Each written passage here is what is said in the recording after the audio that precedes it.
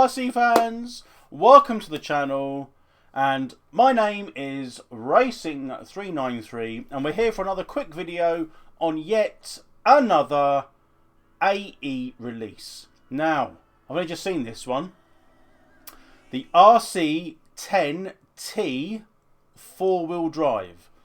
It's probably another dreamt up image in someone's head at AE, a little bit like the 4-wheel drive RC10, and they brought that out and they brought a team version of that out.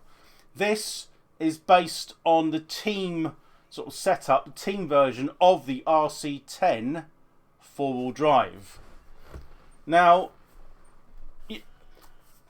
I've done many videos of Team Associated over the years, and I've also, like I said, I'm not a fanboy of AE, but I actually do like the way they go about their business. Now, that's not to say that, you know, someone's going to out there probably correct me here, but, you know, too many new kits, too many all at once. Maybe it is. But you, like I've said, you don't need to buy all of them.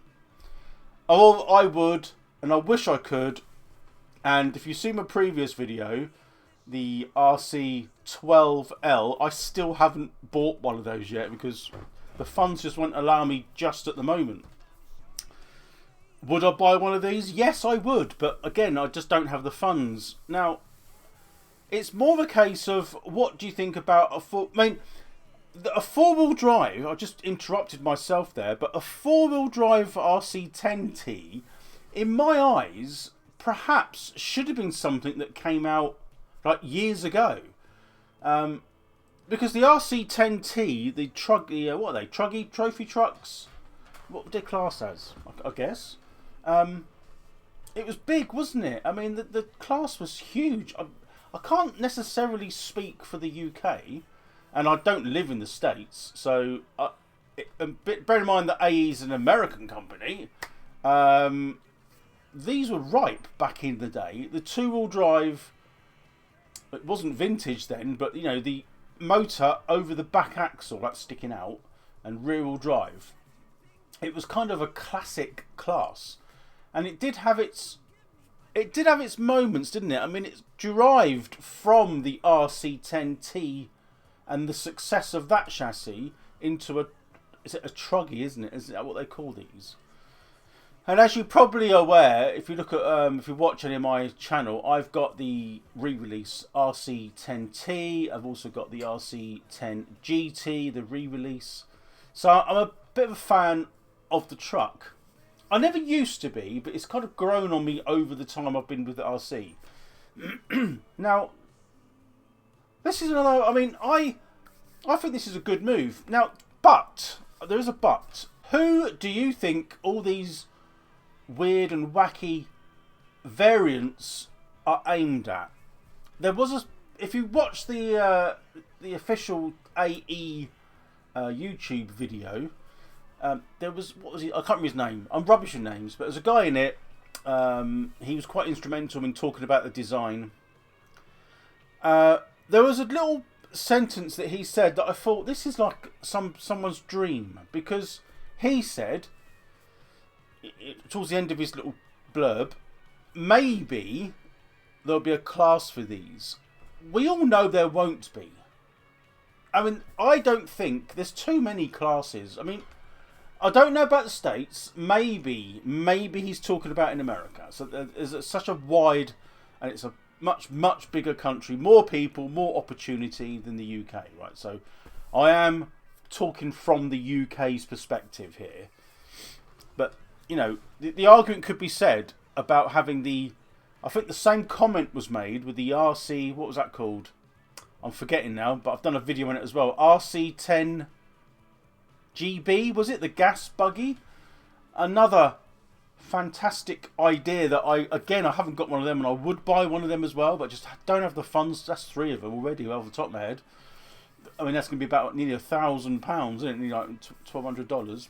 Just haven't got that much money sort of spare. But they did say that the gas buggy RC10, would that catch on as another class? It definitely won't. It won't catch on because Well, there's too many, Nitro variants of classes. Even in the UK, there's enough. You don't necessarily need another one because, well, in the UK, running a Nitro car is quite... You got to go and know where to run it, and that's not even at a club. Most clubs banned gas buggies and Nitro because they're too loud, and the people that live around the area are just too up their own backside. And that goes for all of motorsport, in fact, UK, with locals and complaining. Anyway, we're getting off subject as I get onto my soapbox. So what I was saying is, who's it aimed for? I mean, this is good. I would buy it because I would then think to myself, well, I've got the original RC10 4-wheel drive, and then they brought out the upgraded Teams version, which a lot of people was a bit peeved about. It didn't really bother me. I've got the 4-wheel drive. I haven't built it yet. But if I was going to buy that 4-wheel drive Teams car, I probably wouldn't buy it now. I'd probably buy this, because this has got the same sort of fundamental chassis and the upgrades and bits and pieces on it that warrant, if you're going to buy one or the other, I personally would buy this one. Now, you wouldn't better run this in the UK in it's going to be a vintage class 4-wheel drive. I mean, I think just maybe the vintage side of RC will take a massive leap. Going off subject, we have got next year, in 2026, remember, Tamiya's 50th year, if I remember correctly. Now, Tamiya, I know this is an AE thing, but Tamiya are due something, surely, for their 50 years. I got my first RC car in 1982, 83, something like that, Tamiya. So, Tamiya are due something big, but what are they going to do? I mean, release something they've already re-released, or something that they've dreamt up, a bit like AE. I don't know, I think AE are absolutely killing, in both senses of the word, but killing the market on...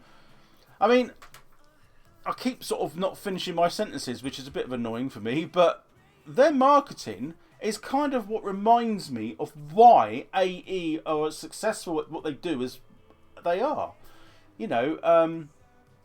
Tamiya's are old film footage of their old style of marketing for their radar-controlled cars. I mean, this is just as good.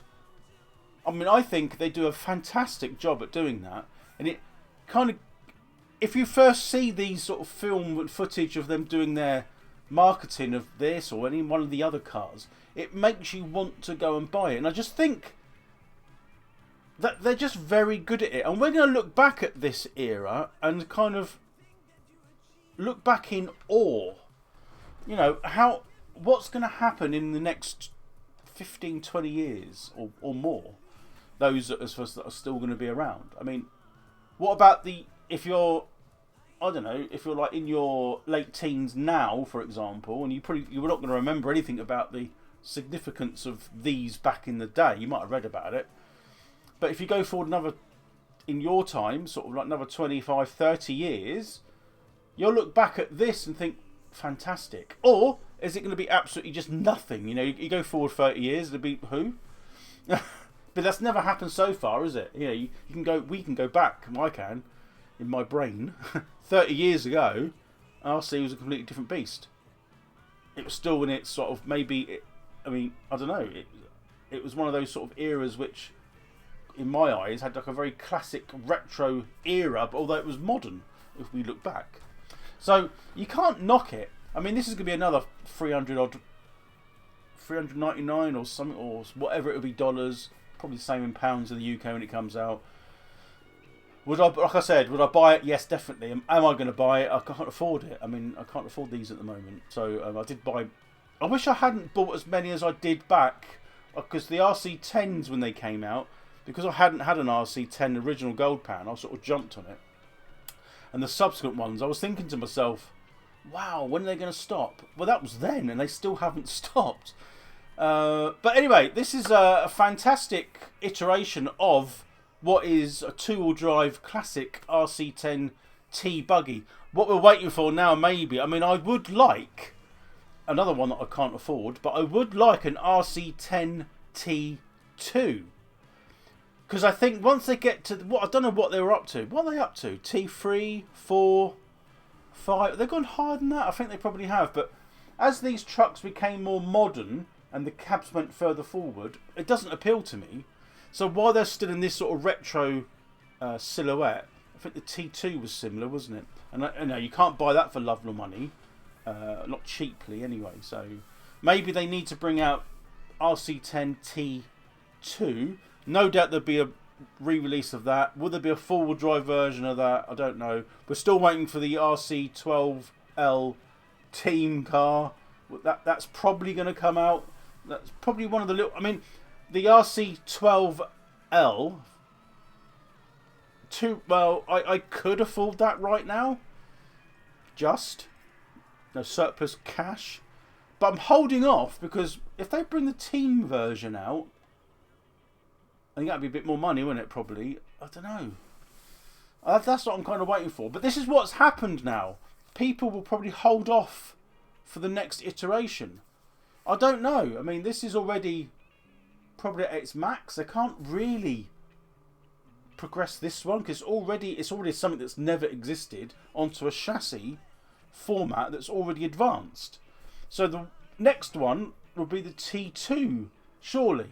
And then the T2 team. Don't know. Anyway, personally, great.